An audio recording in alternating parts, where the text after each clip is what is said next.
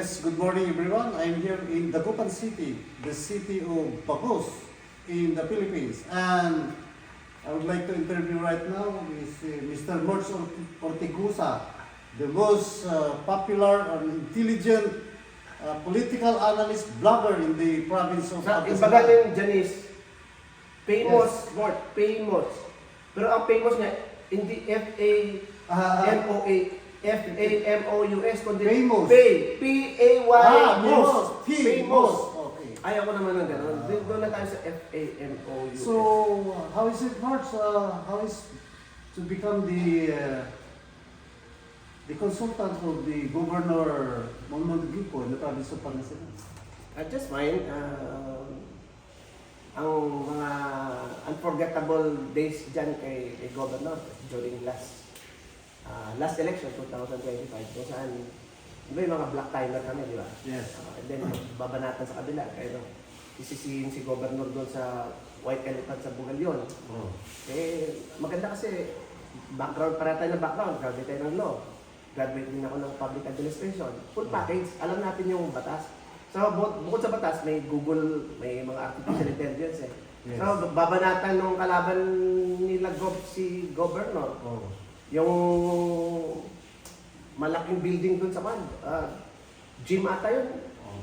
Sa ginawa ni Pogi Espino, na bakit daw hindi siya natapos. Wait, forget the past. Nakapan ko yun. Hindi what I mean. That's the thing of the past. In-expose ko yun na mali. Yes, what is most important is the Governor Gico right now Won. has been elected and in the plurality vote, right? And what is nice to be talking about right now is is the government, the provincial government Pangasinan adopting best policies? Bago ko sagutin yan, sino yung cameraman mo? Cameraman is natatakot ako eh. Sino yan? The famous cameraman on my bodyguard. Doon ko eh. Ibagay mo kasi mukhang Hitman eh. Ang Mr. Hitman, tatagalogin ko kasi hindi ako magaling sa English. Siya nag-English eh. Baka ma-short ako, kaya mga kababayan. Tagalog yung pong isasagot ko sa English niya kasi baka ma-short ako. Yes. Naging model ako, naging model ang Province of Pangasinan. Kinuha ng Department of Health na model, pioneering doon sa yung Gico Consulta. Na medical. Dahil mo dito na bago ka kasi di ba PhilHealth universal ang PhilHealth bago ka magpagamot sa gobyerno, ang ginawa ng Gico administration, padagdagan na lang ng katulad. Ang ginawa ng Gico administration, pupunta ka sa mga district hospitals o sa Kapitolyo, bibigyan ka ng, hindi ako kami, 600 data, 300 para pamasahin mo, para maraming mag-i-enroll. Kaya nakita ng DOH, sabi niya, matindi itong sa Pangasinan. Aggressive si Governor sa So, in-adapt na ang DOH? In-adapt para maging good practices, para ma-adapt ng mga provinces sa buong Pilipinas. Yan ang pinakamaganda dito. In comparison with the province of Ilocos through Governor Jerry Singson, right? They are pioneering in tourism industry naman. All of the festivals there are programmed in a year. Katabi niyo si San Fernando, ano? Si San Juan. Yes. Magkatabi lang kayo, no? Kasi kita ko doon, malakas yung tourism doon eh. Yung, kasi maganda. Sinasabi mo yung malakas dahil siguro every night kang pupunta, alam mo na, pag sa gabi talagang topis lang. Kasi sasabihin sa one-piece. Pag sinabi kong every night, magsususpeta si Ministro na nag-chicks tayo. Alam mo naman kung wala akong vision ganun. Alam natin yan. Pero ang ganda ng sombrero mo, parang galing ka ng Slovakia. Binili lang to sa okay. Wala tayong pera eh. Ngayon, ano ba tanong mo? Bakit naman, Boss? Parang duman ako dun, wala na yung mga dating puno. Na itinanong sa panahon ni Aguido Akbayani. Yung mga puno, kasi it would replace edifices. May Twin Tower pa doon na magiging parang Bonifacio Global City. Pero pinalitan yung mga puno doon. Kasi yung ibang puno doon, yung makakalimutan ko term doon, yung ibang species doon, yung pinapatay niya yung mga proper species na kwan. May tinalin doon, pinalitan. At the same time, inilipat ang mga puno doon sa Bugalyon. Saka dyan sa may, kung di ako nagamali, may area din sa Sabangan eh. So hindi nasira yung mga dating puno, in-uproot. In-uproot nilipat doon sa Bugalyon. Kasi Oo. baka... Kasi nga, ang kwan ko dyan, kung di ako nagamali, Kapitolyo 25 hectares. Legal yan.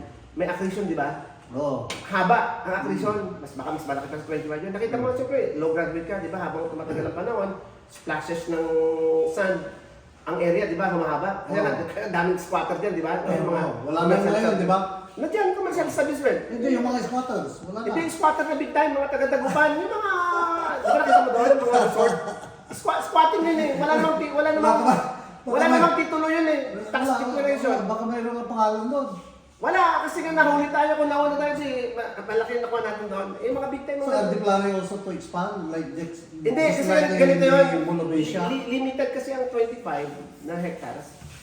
Sabi sa akin dati ni Administrator Patagi, yung dati Administrator, nagre-renta tayo sa Philippine government, ilang 20 million nata a year. Mahaba yun, pero hindi ka pwede maglagay ng building doon dahil national government ang may-ari doon eh. Oh. Eh, someday kung kinuha ng national yun, yung puhunan mo doon, may laking investment dyan eh, almost. So in short, Morts, yung pag-approve ng mga kahoy doon, meron namang balance. Oo, kasi nga environmental pinalitan. Tsaka kwan yun, kita mo naman, meron doon kwan, yung... Kasi parang- ano ba tawag doon? Yung parang sa Washington Memorial, yung mahaba. Yung mahaba, tubig, tapos may reflecting pool, yun. Kasi good enough, Morts. Kasi naalala ko, baka mamaya, it would become addition na naman sa political... Matagal na nilang ini-issue, pero habang nakikita nila yung gaya ng reflecting pool. Kasi nakita ko minsan sa hapon, may mga Oo, kasi nga, massive construction. local tourist na nakaupo, nagpipiknik eh. Pero wala na yung Oo, meron pa naman doon sa harap. Oh. Pero doon sa likod, doon sa may mga tangke, ang tangke kasi nilipat doon sa aquarium. Ang reflecting pool, saka may mga, parang sa Washington yun, sa US, na ilang milyon. Hindi ba, nakapasal ka na doon sa Washington DC, yung pahaba na karoon, tapos yung dami. Nung kanyon, last year, na problema kasi, nung sumakay ako ng aeroplano. Nagsarap ng coffee mo. Hindi, hindi na natuloy yung pagpasal ko sa Amerika. Kasi yung kamag-anak ko, hinatid ako 3 minibus sa airport. Kaway ako ng kaway. Yung hagdanan pala ng aeroplano, hindi nakadikit sa aeroplano, lumipat na yung aeroplano. Kaya nang lumingon ako, pa Washington DC yung aeroplano, hindi na ako nakasakay. Talagang organic yung ano mo. Kompleto, may mais pa na galing mga pandan dito. Galing banggan? Nueva Ecija yata. Pag umaga kasi namimili ako dyan. Maraming ko dyan. May mais pa ako na So, aside from G-Consulta, medical services. Yung sa write-up ko, alam ko namang ginagamit mo yung mga news article ko eh. Yung isang write-up ko, yung si Governor magpapalabas ng electronic bus. Kasi yung electronic bus... Kaya lang, medyo mahal na kuryente. Paano yan? Parang sumasabay yung... Wala nga... Hindi diesel, gasoline sa kuryente. Mamura ang kuryente. Kasi sumakay yung mga anak ko sa Grab. Sumakay yung anak ko sa Binpass. Yung sa Manila. BGC to Ayala. Parang 15-20 minutes ride. Ang bayad nila, Binpass kay Panyan, Pangilinan. Ilang 5,000 taxi yata yan, galing sa Vietnam. Kuryente yan eh. Ang binayaran lang nila is 100. Sa Grab, ang bayad mo doon, 200 eh. Ganon kamurang kuryente. Parang ang 1 kilowatt sa kuryente is 10. Eh, ang gasolina, magkano? 85. Paano yung mga nabili na natin? Pwede ba i-convert yung oil into electric? Wala na, no? Dapat mag-BYD ka or kayo yung mga kasasakyan ni Elon Musk. Kaya sabi ng hari ng Saudi, pag na-normalize yung Hormuz, kung kailangan mapabagsak ang presyo ng langis sa buong mundo, magpapam sila. Natatakot ang Middle East eh. Oras na mag-shift ang tao sa electric ng China, wala po mamamatay yung mga malulugi ang mga taga Middle East kasi crude ang binibenta nila. Kaya sabi ng Saudi, pag na-normalize ang Hormuz, magpapam kami kung kailangan maibagsak yung presyo. Dodoble namin yung pumping. Kasi alam nila na pag mahal ang crudo, gasolina, ililipat ng tao sa kuryente. Well, we will jump to another topic, Morts, and considering that you're in-depth analysis of political situation in the Philippines. What's your point? What's your comment on the upcoming impeachment trial of Sara Duterte. Well, by the way, you know, your former professor in constitutional law. Your best friend, Raul Lambino. Puta, pag nanalo Papapasalan natin. Pag nanalo si Sara Duterte, di magiging second. Punta natin doon pag gano'n, minsan. Oo. So, what's your take on the impending Sara Duterte trial in... Ako noon, Sige. tutukan natin muna itong House kasi dito sa House, yung last na pag-dismiss ng Supreme Court, binasa ko yun eh. Di ba 1/3? Oh. Mapapaakyat mo. Di ba 300 plus ang member ng House of Representatives? 1/3 lang naman kailangan, di ba nakalagay sa Constitution? 106. 1/3 lang doon sa 300 para mapaakyat mo. Oh. Dinismiss ng Supreme Court kasi Oh. walang due process. Ano yung walang due process?